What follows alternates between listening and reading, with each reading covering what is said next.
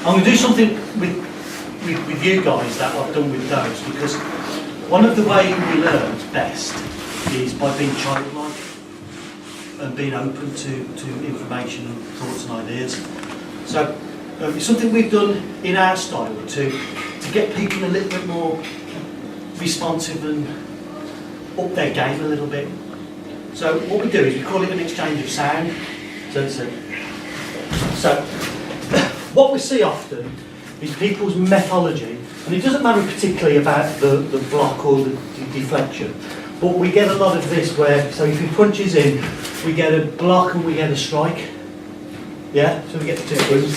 So we get the boom, boom. And for me, by then it's too staged, it's too strategic, it needs to be more fluid. So the exchange of sound is this. So if we just we do a system of where we do this, and I've done this with you before. Yes, done this with you before when we've come. So if we just use the system of us him punching and doing this, and then this high block, if we just use that, so we're going to punch and make a sound.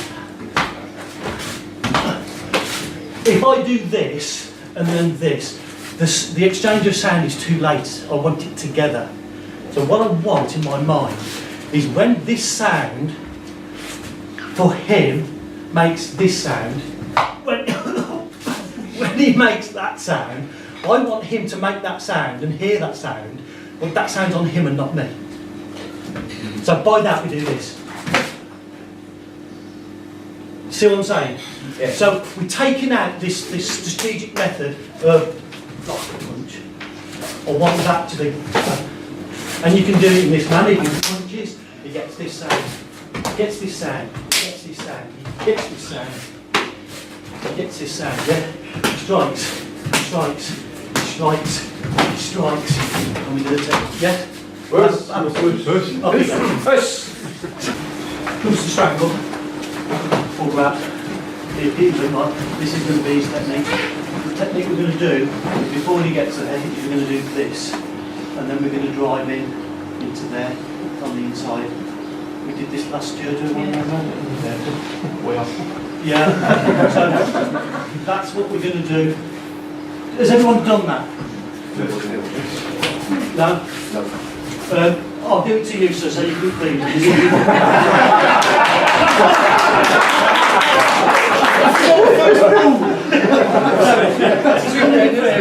We're doing this. One of the reasons we do this is because it puts the elbows down and it puts the shoulders down. If you do this, your shoulder rotates by the natural movement of your hand. And if you want all your energies going down and pulling down, having your palms up, your elbows up on your shoulders. I think when we're doing this, there's a bit more direction of keeping elbows and shoulders low. That way tends to, you can't have your palm up and your thumb in, try and keep your elbow, but it naturally does this. Yeah. So the thing is here, and what I'm going to do is I'm going to stamp it in to here and I'm going to push. But instead of me just pushing and doing this, we're going to affect his electrical system of his body. Yeah? So his electrical system of his body goes up and down this way, and it flows in a very basic circle like that. All animals and living things have this. Call it ki if you like, you can always be very clever. In order to disrupt his ki, we can stop him breathing, that will disrupt his ki, won't it? Because ki flows through three mediums: breath, blood and the electrical system. So your energies flow through your breath, your blood system and your nervous system, your electrical system. This part we're going to disrupt by we're doing this. Yep. And you get that exchange of breath there. Absolutely. Now that was different to me pushing you backwards. So just going to do a couple of this. We're going to do this in, we're going to drive in this way, and we're going to put the hands like a triangle there, look. So this is only momentary passing, as we then bring into the palms, and we're then going to turn and push like this. Now, everything developed with the nervous system should have a skeletal backup. The skeletal backup is if you push like this, you get less push in your arms than when you do this, because my arms telescope out. So if he was going to go off balance by doing that, and he's just there and he's just gone, I'll come straight back at you to headbutt you or something. If that extra, that allows him to go back, then it's better. So remember, it's with intention. Everything we do, everything we do will be very finite in intention. So when he punches, yeah, it's not, yeah, yeah. You can do it nicely, but even if I do it nicely, there's got to be a power of crunch in me, like the sword. There's a finalisation. The end of the world is here. It's only that matters at that point. So, one, driving, and we're stamping. You can do it with less stamp and more on the spot. Depends on how much impact you want here to how much you want it to go back. Have a few goes each. If they've got you around the throat, that's very easy to turn. Has everyone done that? It's always worth knowing, because in panic situations, all of this and the pinching when someone's really, really aggressive and at arm's length, that's very difficult to do, especially when they're locking their arms and trying to do this. But this method of turning is very clever, so make sure you're aware of that. We're going to try, so everyone come a bit closer. We're going to try something which I want to be very careful of, to do with the energy system. Now, we all know as human beings, when we have any impact on the head and the brain, it has an effect on the body, yes? We know that. And I know you in your Kempo style like strikes. We have to be very careful with strikes and very particular where we're doing them. Question in law for you all is this, something I thought about on your behalf is, some of you do multiple strikes as a matter of rote, as a matter of... Let's say in law, you were challenged why one person's coming with one punch and you've just done your 6 strikes. Sensei will demonstrate what I mean by multiple strikes. Just do a demonstration for me, Sensei.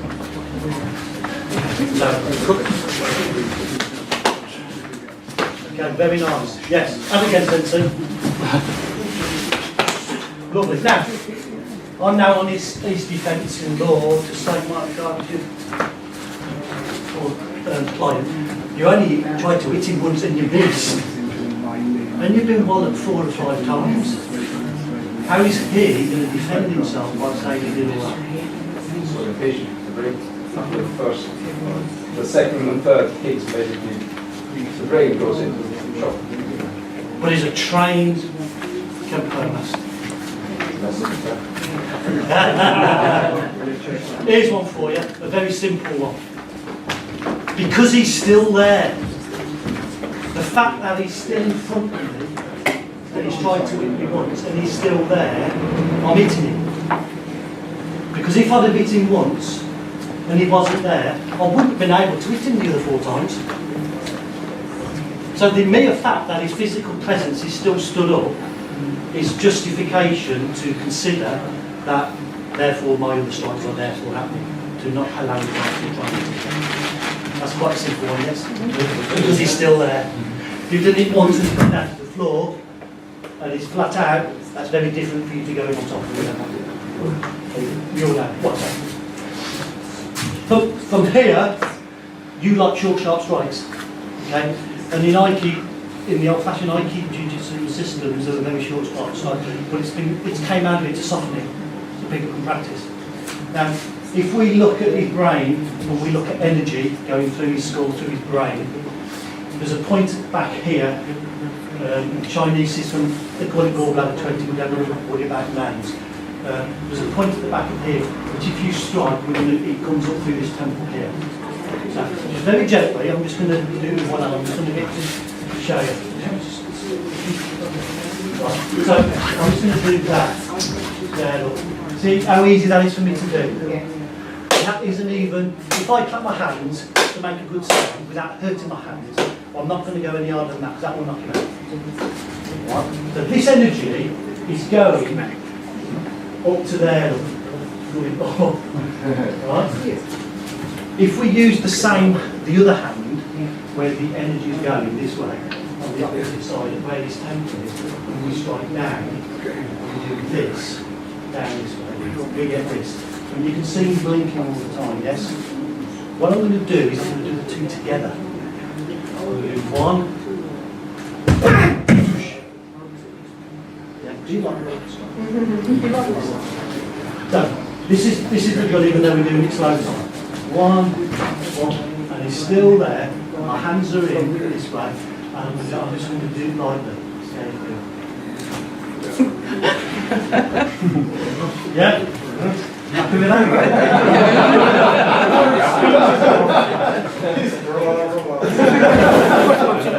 Do you want to do any harder? No. Because that wasn't that hard, was it? That wasn't this one.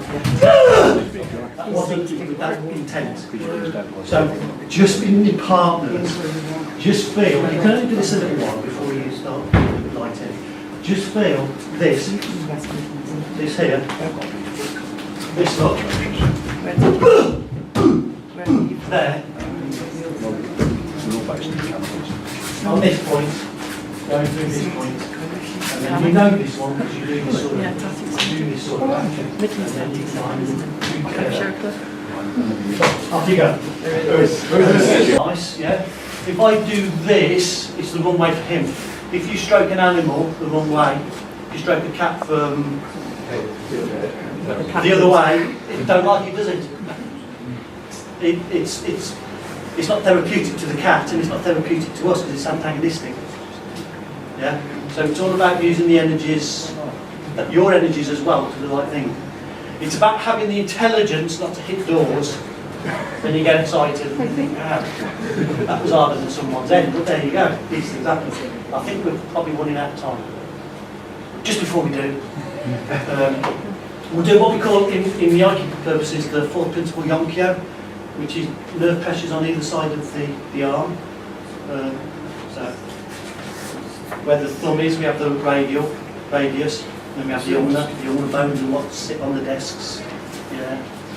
So, what we're doing is we swing it like a sword. Do you do both of them working your? Once. Oh, swing it like a Jonah. Go. So you will be in a position wherever you're at where there's an arm. Yeah, might be in this position, or a block position. We're going to take and hold, and the other hand's going to come one potato, two potato, and we're going to swing that and turn. Push the elbow down to the floor.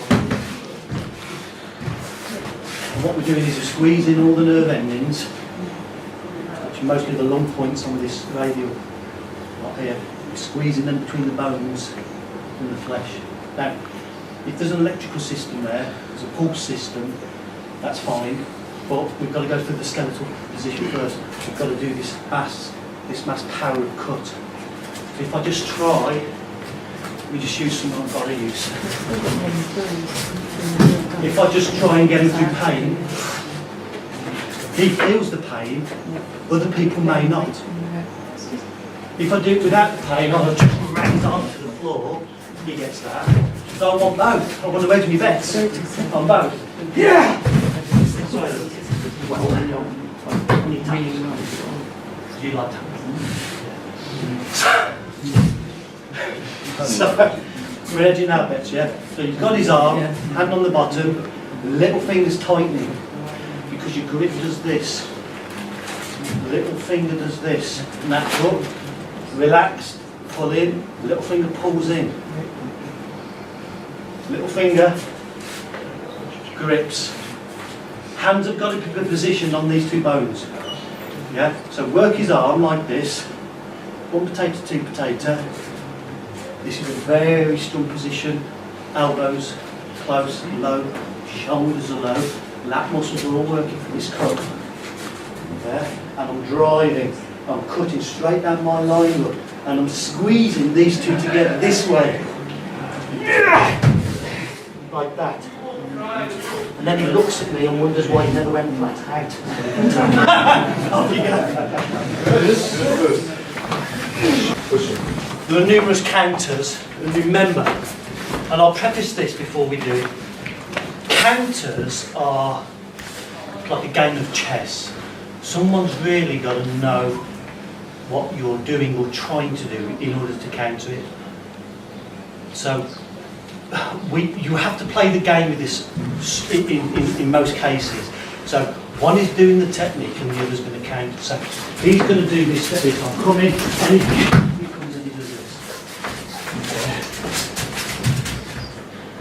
Because I know he's doing the technique, just let me show you that again. So I'm coming in, just do it from there. I'm coming in, and he's coming to get his wrist over. He's coming to get his wrist over. Because I know that's going to happen, once he's landed, I'm now pretty much going to be at his mercy with that technique. Yeah. So as it comes round, I am sliding down my own arm to take that away from him. Like we did with the punching and striking, his land is my land. It's a very fluid thing. It's got to be fluid in the brain to do this. Or have fluid on the brain, I'm not sure. So I'm coming one.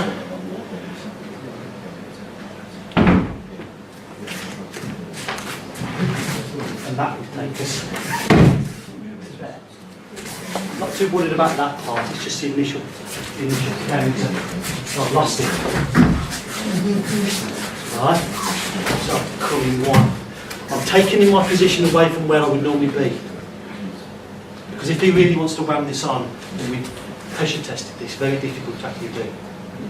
Because he knows I'm going to counter it. If he doesn't know I'm going to counter it, and his technique is faulty, he's open, then I can do it. But he's allowing me an opening.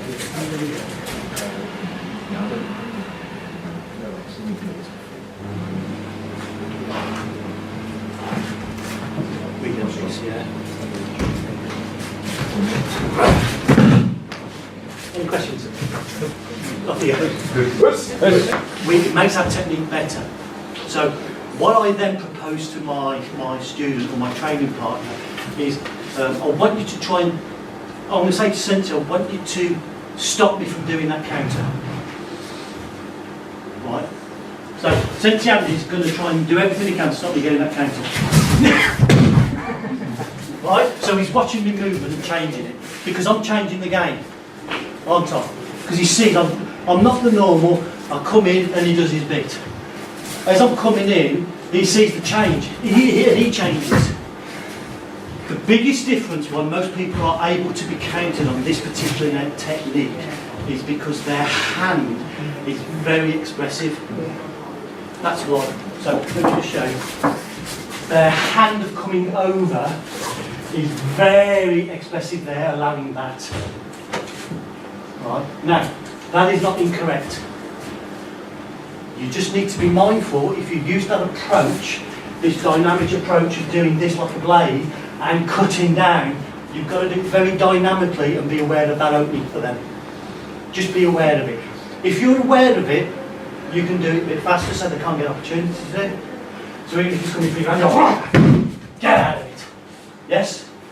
Or you use a more subtle approach where you slide around, look, giving him no option.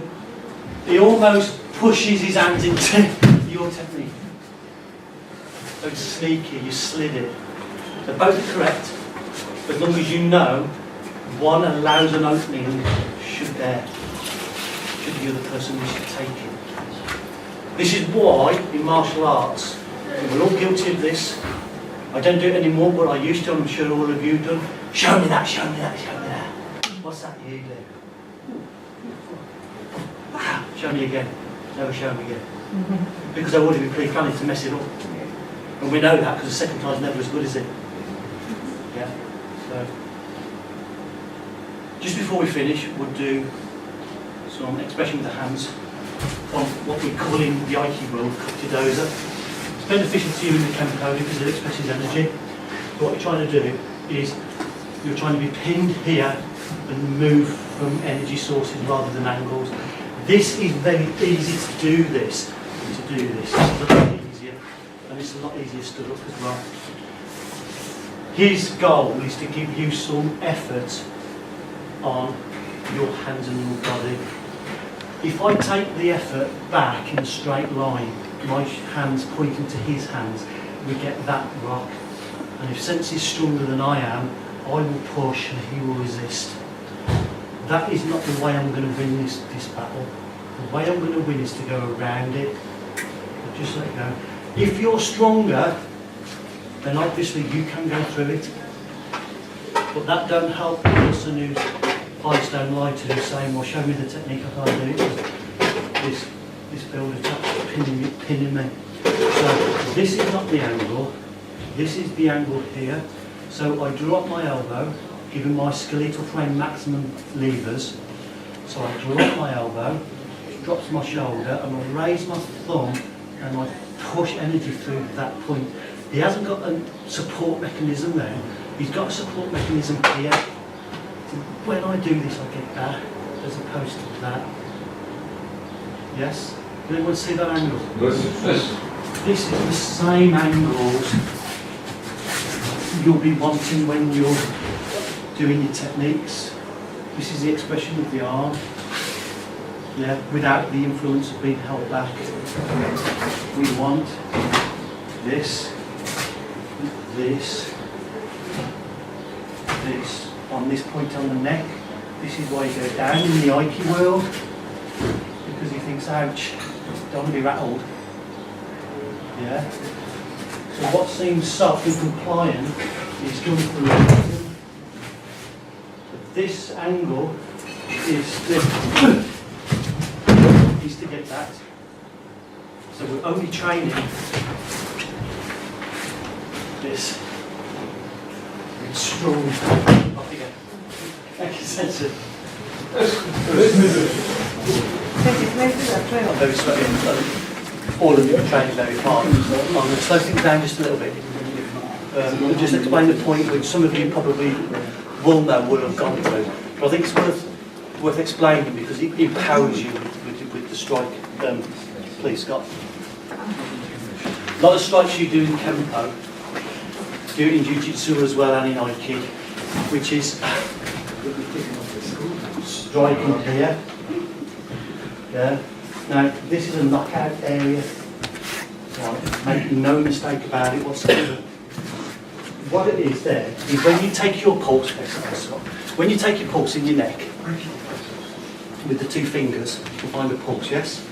So if you look where your Adam's apple is, or thereabouts on that line, you'll find that pulse. If you imagine that to be a pipe, and it takes blood up to the brain,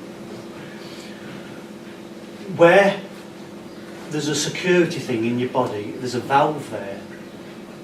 Okay, so on that carotid artery, there's a valve called a carotid sinus, and that valve regulates the pressure going to the brain. Now, like any pressure, like a pipe, if you squeeze or you impact on that pipe, you increase the pressure going to the brain.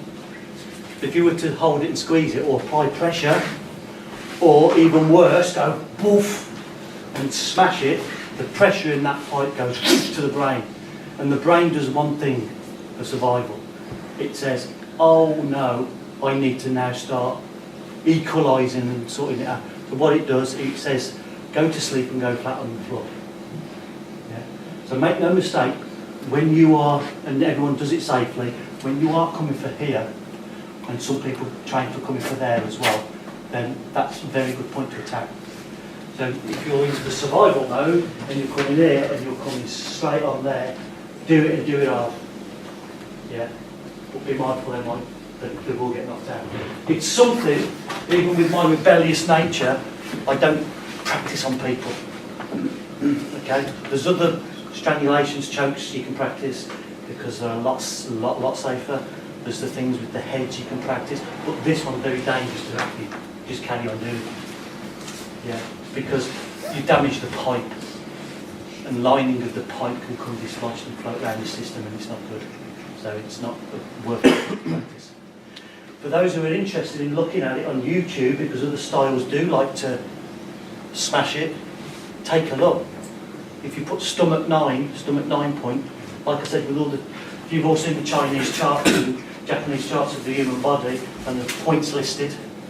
Yeah, that's called stomach 9 point. Yeah, so to knock out.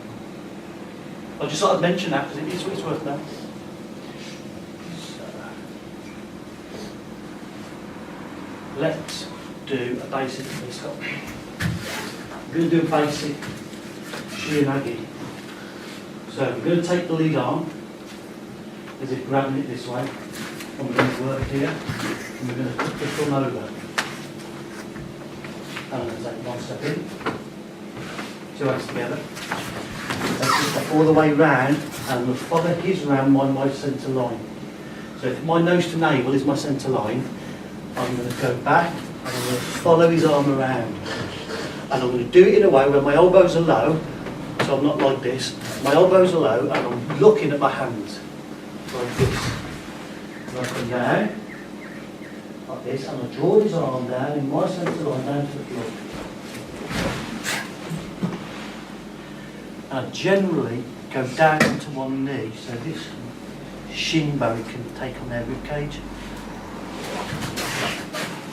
If you was doing it from a punch, you come in, punch, and wire, and you'd be drawing down like you did. Maybe this one was coming in, and you'd be shotting back, lifting up, taking it over, and down to the floor. Yeah, thank you, Scott. Done. So this might be the point. You just so imagine he's punching in, and you're thinking, right, I've got one punch. Coming in, I'm thinking, where am I going with it? I've got to stop him somewhere. So you're taking an arm. So just with the one, taking his arm here, thinking there's a gap there. Back, low. Don't try and take them up. You go underneath, it's less antagonistic for your partner. Check this position, because that person needs to be safe for you practicing. Check this position. This person just gently goes down to the floor. Off you go. Thank you.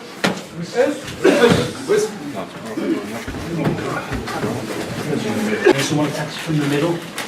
Or if we just look at the one idea for the time being, it's good for relationships to your body. Now, quite clearly, it's very easy because he's got his hands tied up for me just to move in and strike. So that would be within your system. But do you remember what I said about having an option? I don't want to cause this person any damage because it's not worth it for me. Now remember, at any point they can let go of this with one hand and hit me with the other. So always keep one hand up. What we're going to do is we're going to put our body in the position where it's best utilised, which is not at this distance apart. So if he's grabbed me and pulled my arm to secure me, I'm going to move my body into where I need the power. Like picking something heavy up, you wouldn't pick it up over here, you'd pick it up here, where your body is. So he holds this way. I'm going to move my body this way and squash this vulnerability here. And what I'm going to do is I'm going to drop this part of my body so my elbow drops level with it. So even if he holds really, really strong, apart from attenuating him and weakening him, use the angle about moving in and dropping. Yeah, just so you can find an easy path. Because an easy path won't be there, and it won't be me lifting from there. I've got to drop first. When the elbow gets level with the hand can then start making a turn this way. So if you look at this line, I'm going in, flexing the fingers, flexing the hand, letting this get drawn out. So if he's bearing down, as I'm going in and down, if he's bearing down, I'm just doing this one.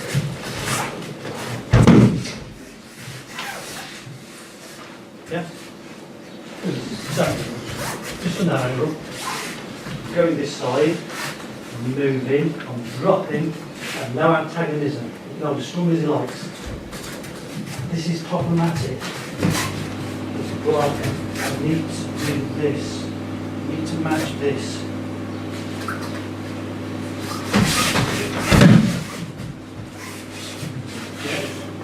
So if I know it's coming, we can do all sorts of things. Well, you've got to get the angles right to start with. Listen.